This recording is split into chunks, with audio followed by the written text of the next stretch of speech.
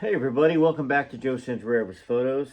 As you know, I've been kind of off the channel for a little bit. I apologize. Once again, I think y'all have heard this before, but if you're a brand new subscriber or member and you're wondering why my videos have been less frequent, well, I'm in the middle of cutting 3 different records. Country music record, solo record, a duo record with my wife, and a pop rock record with my wife, and then I'm also still working on releasing some of the Elvis tribute songs, and then on top of it, a full-time job. But y'all been asking, hey, please finish reading Child Bride, please finish reading Elvis in June.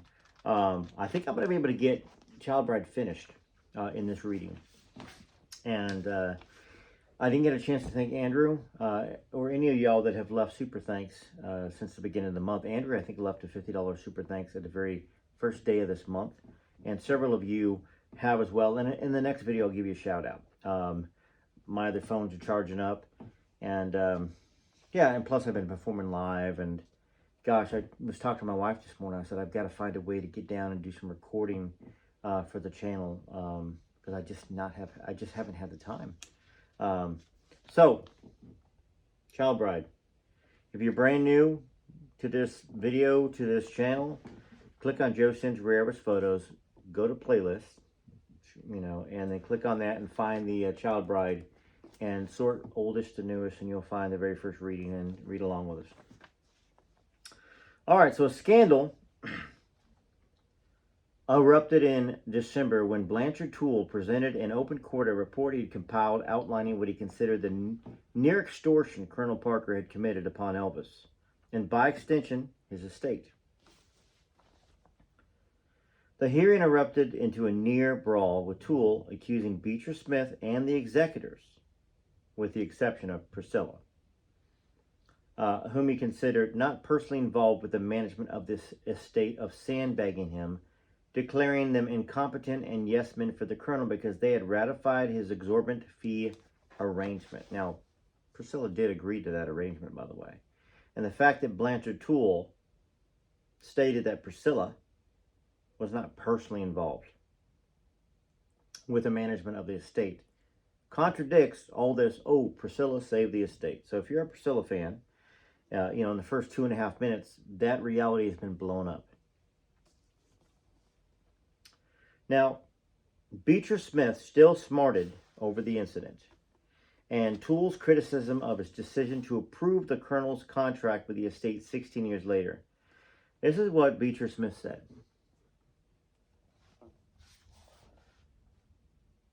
I feel like I had somebody looking over my shoulder and prejudicing the work that was done before me and by me, and there was a time when I took umbrage at it.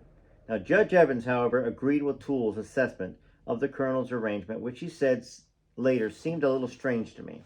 I figured it was way too much, too excessive. I was saying he'd received too darn much all those years. No telling how much more he received that there's no record of.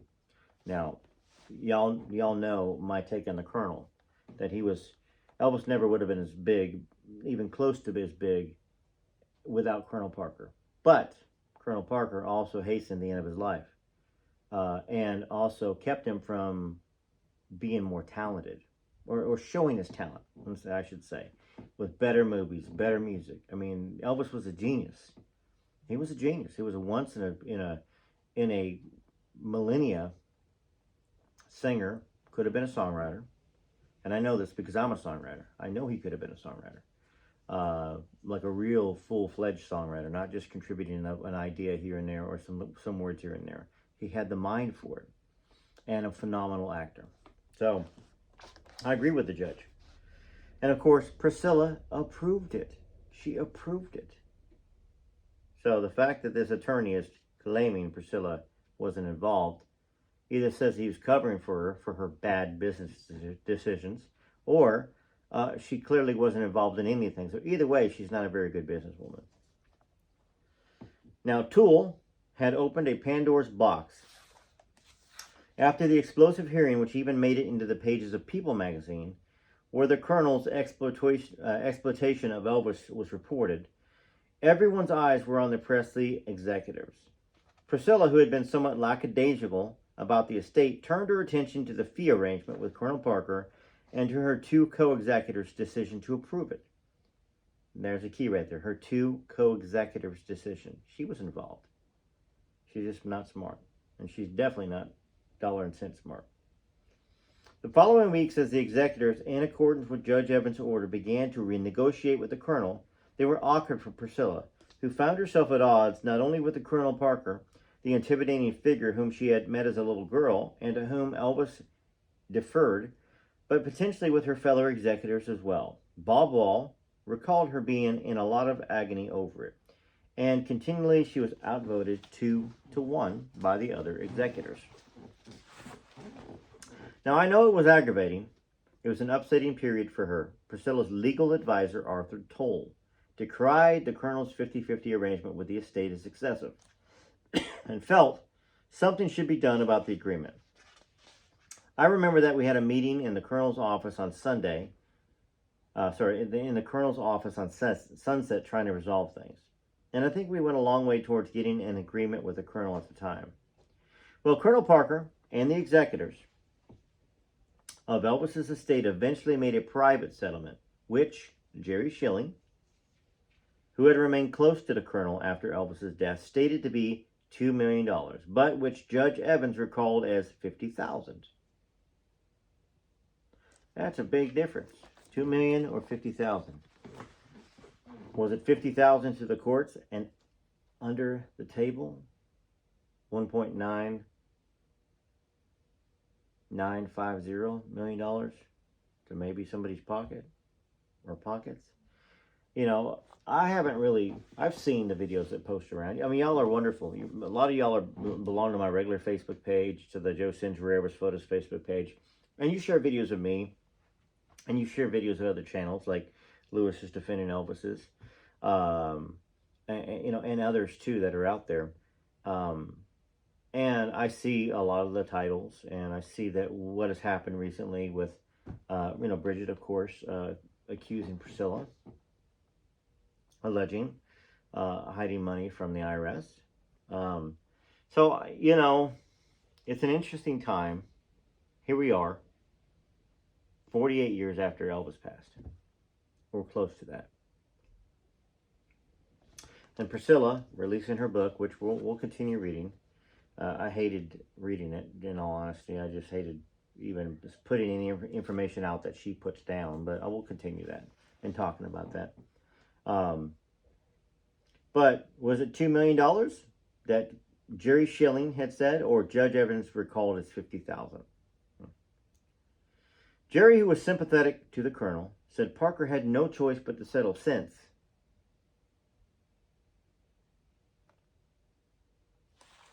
he was up against the wall. No communication with Priscilla or anybody, no contact. The fee conflict ruptured Priscilla's relationship with the Colonel, whom Arthur Toll perceived to be very disappointed in her. It created more, believe it or not, hurt on the Colonel's part, said Jerry, who eventually reconciled the two to a polite friendship. Though when Parker died in January of 1997, neither Priscilla nor Lisa attended the funeral.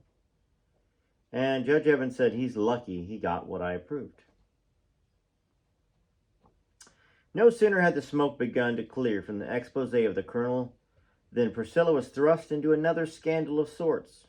The instigator was her old nemesis, Curry Grant.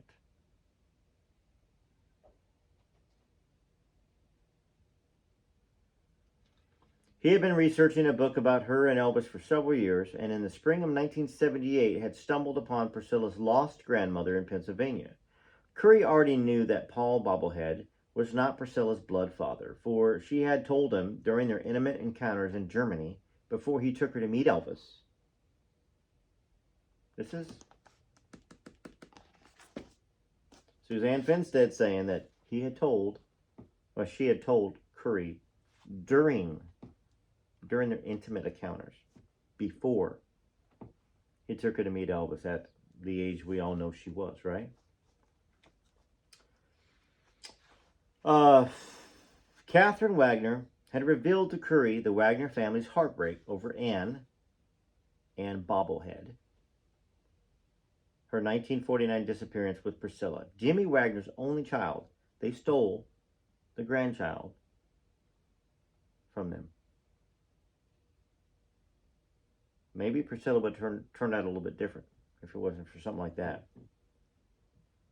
Curry developed a strong attachment to Mrs. Wagner and she to him in the course of their conversations and meetings. Moved to tears by her grief at losing contact with Priscilla, he determined to do what he could to reunite her with a granddaughter that she had not seen since Priscilla was 3. Catherine Wagner had long since intuited correctly that Paul Bobblehead was at the root of Anne's estrangement from them and her decision not to respond to Mrs. Wagner's long letter to Germany in 1960, if Paul Bobblehead had even ever given it to her. Back in those days, I guess you would write it to the guy that was serving in the military to make sure it got to them. So maybe she never saw it. Who knows, though. What Mrs. Wagner never understood was why. Curry had not spoken to Priscilla since their strained conversation in 1964, when he had telephoned Graceland hoping to find out for the piece in photoplay whether she had actually married Elvis. His only contact with her since then had been the day Elvis passed away, when he went to her mansion on Summit and stood by the gate to pay his respects, and she drove past him as if he did not exist. Well, what do you expect? First off, Curry's no saint. There's not much positive to say about Curry except maybe that he was honest, that he was a scoundrel, and that he did some things that he shouldn't have done, and continued to. But Curry decided to take drastic action to induce Priscilla to contact her grandmother Wagner, for he believed that she would not respond if he merely telephoned her with the suggestion.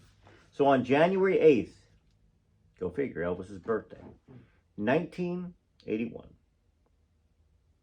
what would have been Elvis's 46th birthday, Curry placed an ad in the Hollywood trade papers Daily Variety and the Hollywood Reporter. This is what it stated. Across the top, Priscilla Ann Wagner Bobblehead Presley.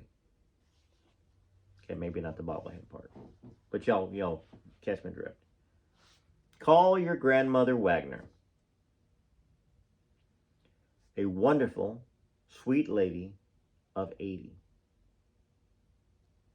For no apparent reason, you were cut off completely from your grandparents at 3 years of age when your mother remarried. You are her only grandchild. Please, Priscilla, she has suffered 32 years of heartaches over you. Your grandmother knows nothing of this plea. For her number, call Karen or Karen. I don't know what that means. The ad ended with a phone number for Priscilla to call. Now, of course, Curry did this at his own expense, at his own dime. How much did it cost? I don't know. But interesting that we have this scoundrel of a guy that at times seems to try to do some good things and at times probably tries to get back to Priscilla. So Curry's intention was to embarrass or shame Priscilla into action, and his plan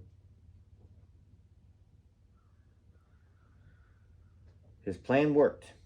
Ruth Batchelor, the Hollywood correspondent for Good Morning America, saw the ad in Variety and ran a segment on Priscilla Presley's abandoned grandmother on Good Morning America a week later on January 15th. Batchelor concluded her television piece by saying, "When I contacted Madame Presley's agent, I got a curt no comment." She's been who she's been forever. Is she ever going to change? I don't think so. But let's see where this goes. Got the curt no comment. So will the star of Those Amazing Animals reunite with her alleged grandmother? Stay tuned for further reports. Now, by the next day, Priscilla was on a private plane en route to Titusville to see her grandmother, whose existence had been kept from her for 32 years. Now, I wonder if this is damage control, because we know, talking with Billy Stanley, we know from reading some of the books that Priscilla would do or say or manipulate whoever she could in order to curry positive favor, positive results. So next day, she's flying out.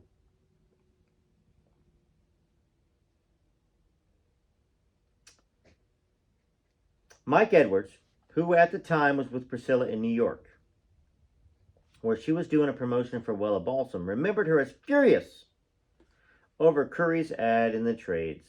She wouldn't deal with it, he said. Mike himself was horrified to discover that Priscilla had a grandmother that the bobbleheads had hidden from her since she was 3. I always thought that was a horrendous thing to do.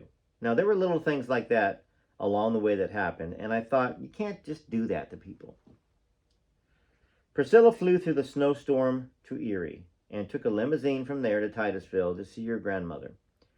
A limousine. What a just a fool of herself. A limousine. Let me show up in a limousine to my long-lost grandmother's house.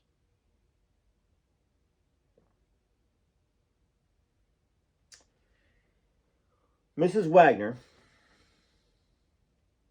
at Priscilla's request, I knew we were going to get there. At Priscilla's request, she didn't fly to see her grandmother because she was excited. She flew for damage control because she's a conniving little person. I'll refrain from saying anything to get me banned or some explicit content warning.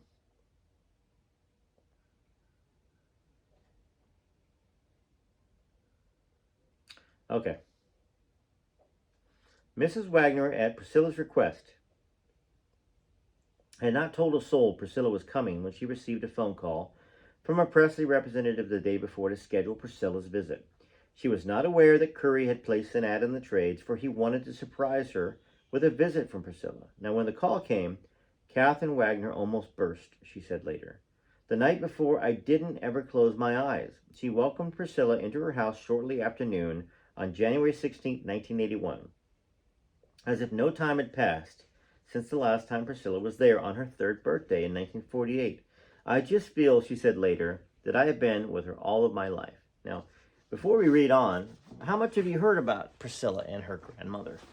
Is there a bunch of great photos, photo ops, time that she spent with her after all those years until her passing, whenever that happened to be? Y'all tell me, because till this book, I never heard none of that stuff. Have you? Had you? Did you know that all that history existed?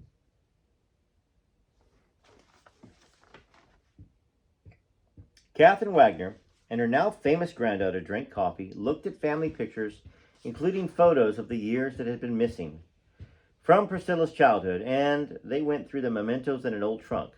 Those were the happiest 2 hours of Mrs. Wagner's last 30 years. She and Priscilla talked, Catherine Wagner would say, mostly about Jimmy. She wanted to know everything I could remember about her father. Priscilla asked for copies of several photos of Jimmy, including one where he was in his Navy uniform, smiling his famous smile, a replica of Priscilla. Before Priscilla left, her grandmother gave her keepsakes that had belonged to her dead father. James Wagner's wings, a gold ring, and some trinkets he had picked up in Scotland while stationed aboard the USS Beaver and exchanging love letters with Anna Iverson. Obviously, Priscilla's mom. The father Priscilla had imagined since she was a child began to take human form. My grandmother told me things about my father, she said later. She has a trunk for me, in fact, filled with things, and she has letters for me that were his. I think he wrote her so many letters and letters. He was talking about me in many of them. Now, she has all that for me, too. Priscilla expressed regret later at what her grandmother had gone through during all those years of wondering where Priscilla was, whether she might be dead, before Mrs. Wagner finally discovered that she had been deliberately cast aside. It is sad, Priscilla acknowledged. It saddens me because she was a very sweet lady. Now, one of the first persons Catherine Wagner spoke to after Priscilla left was Curry Grant, her knight in shining armor. I'm on cloud nine, she said breathlessly. You won't believe it. Priscilla was here yesterday. Oh, it was wonderful, Curry. I have you to thank for my dying day. It couldn't have been nicer. It was just perfect. It was I can't describe it. My feet aren't touching the ground. I am just the most happiest woman in this whole wide world. And oh, thank you. You're the one who has brought this all about. You've made my whole life over. Now, Curry was so pleased that Priscilla had mended her grandmother's broken heart by visiting her that he placed a second ad in the Daily Variety on January 21st, thanking her. Priscilla Presley, born Priscilla Ann Wagner, a public thank you. On January 8, 1981, I ran an ad in the Hollywood trade papers asking you to call your grandmother. You were cut off completely at age 3 from your grandparents when your mother remarried. A few days later, in freezing weather and after not seeing each other in 32 years, you arrived at the home where you played as a child and had a wonderful, joyful, tearful reunion. In 1959, I brought you and Elvis together. In 1981, I'm extremely pleased that I was able to make your grandmother the most happiest woman in the whole wide world. Her words, not mine. Curry Grant, author of the forthcoming book, Elvis and Priscilla.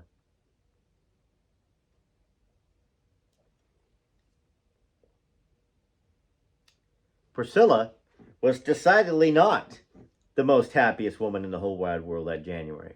She was angry. Angry with Curry for humiliating her for exposing a family secret in a public newspaper. She would say later, bad intentions, is what she said he had. Mike was with Priscilla just before she left for Titusville, and as soon as she got back, and I said, so how was it? With Priscilla, he observed, sometimes this stuff has to be shaken up. Mike wondered why she didn't connect with her grandmother more meaningfully or stay longer, but I recall her saying, oh, it was a wonderful talk, and oh, it was so nice, and we hugged and everything like that. Priscilla seemed to Mike touched by the reunion at the moment, but as soon as it's gone, then it's back to Fantasyland being the fake Priscilla Presley.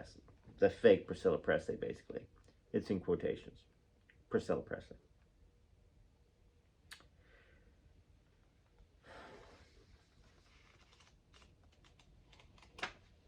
I'm not going to get to the end of this book, but I'll keep reading a little bit more. That's the other thing. All the singing, and then my work during the week talking. I think you've seen on Louis' channel, Defending Elvis, that he's a lot of voice issues and he tries to take stuff. But I got to be careful. You know, we did a show on a Sunday. What is today? It's the end of the week. Yeah, last Sunday we did a show. I strained my voice. And I did some recordings on Wednesday or Thursday, but I just noticed it wasn't there. It's the singing, the power, the control, the range, and the pitch. That's difficult. I'll have to give you guys some samples of some of the records at some point. Probably not in this video. All right, let's continue. Mike could see from Priscilla's reaction to finding her grandmother that she was still dominated by fear. Fear of opening up, fear of being honest. And it was the family's affliction. Curry's ad in the trade papers, Priscilla said later, was the first time her brothers found out that she had a different father. Now, the subject had never been spoken of in the Bobblehead family. Even to this day, Priscilla said in 1996, it's not talked about. It is not talked about. My brothers have never mentioned any of this to me.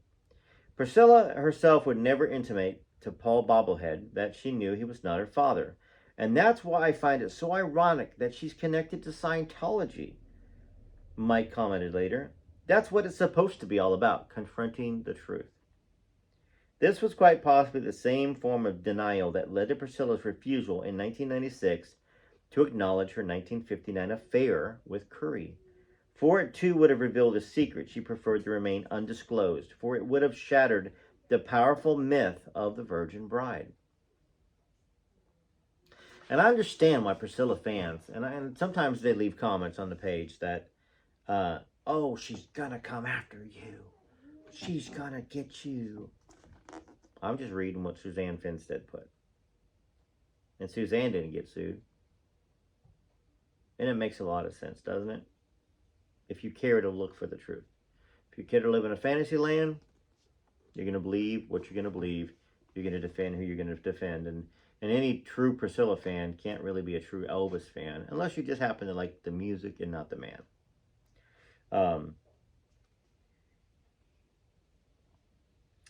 All right, I'm going to wrap it up on page 316, and we'll do some more reading, hopefully sooner than later. Priscilla told her grandmother, as she was leaving her house in Titusville, that the next time she came to see her, she would try to get her mother to come with her. Why the heck would her mom come with her? She would try. Psh. Catherine Wagner died nearly 15 years later. That was on October 19th, 1995, at the age of 94.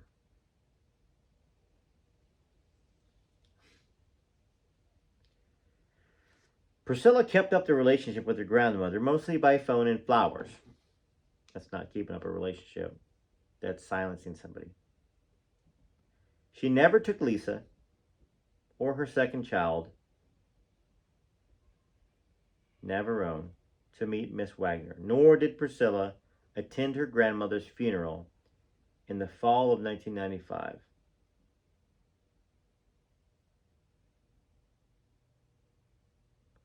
Who can like a person like that? I can't. Or who can respect a person like that? I can't.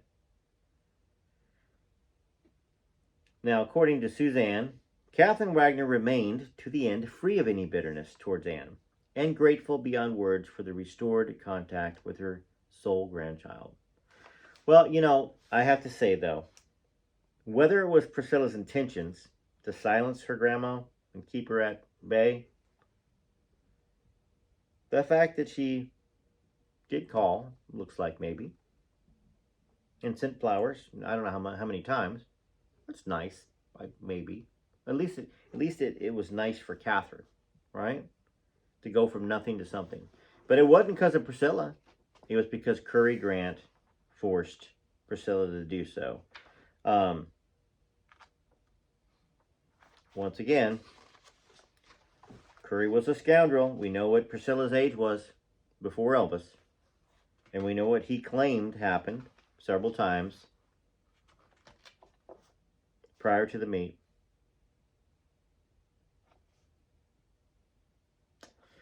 All right. Well, thank you so much. You know what? Let me do something. Y'all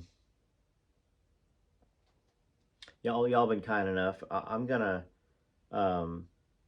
throw a couple pictures on the end of this video and just kind of give you a sample of another one of the songs that are going to be on the record, if you want to hear it. And if you don't, you can just tune out, you know. And if you make it to the end, you can tell me what you think about the song. But something I wrote for my wife and I to sing. Thank you so much, members, subscribers. I feel like there's more time coming up for me to get back under reading, to get back spending some time with y'all.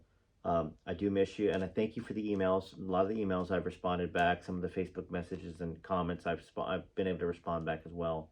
But love you very much, and I hope that as we come into this holiday season, that you reconnect with friends and family if you can. Maybe make some new friends. Meet new friends on here. There's a lot of people you can comment back if you have like-minded thinking on YouTube here, and comment back to and make some friends. You know, pen pals. Who knows, right? All right. Here's a preview of the song. TCB TOC. Joe sends Rivers photos.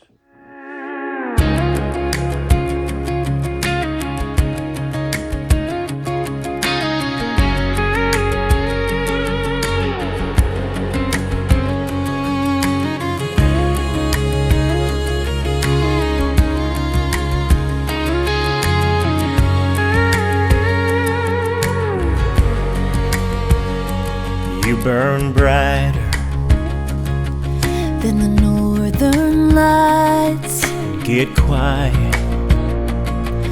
as a western night. I've seen the color and felt the calm.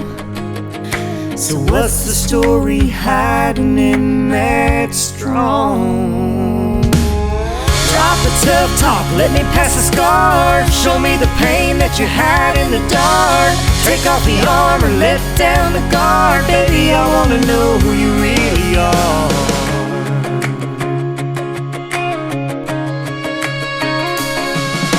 You act so fearless, but I've seen you hide. Smiling like sunshine, hiding that storm inside. I feel you pull back when things get hard. Who built that fence around your heart? Show me the dreams you won't speak out loud. Show me the face not meant for the crowd. Let down your hair, you wash your guard. Baby, I wanna know who you really are. If I hang my head up and I drop my guard, Could you feel these cracks inside my heart? we might get hurt or we might go far. Baby, I wanna know who you really are. Who you really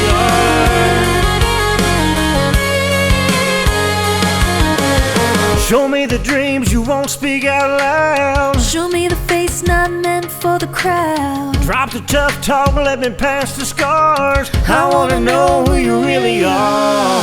Drop the tough talk, let me pass the scars. Show me the pain that you hide in the dark.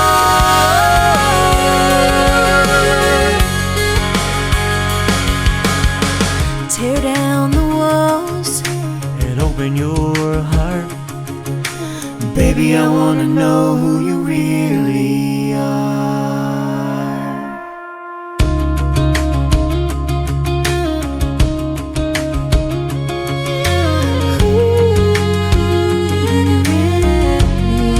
Wanna know who you really are. I wanna know, I wanna know who you really are.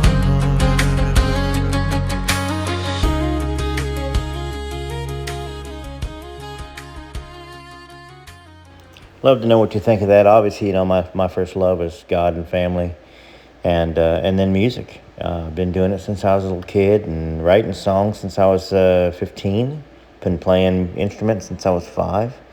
And you know, that's what drew my love of Elvis. Elvis is just amazing musical talent. And I know I never would have developed if it wasn't for my love of Elvis. All right, TCB TLC, this is Joe Sin's Rare Elvis Photos.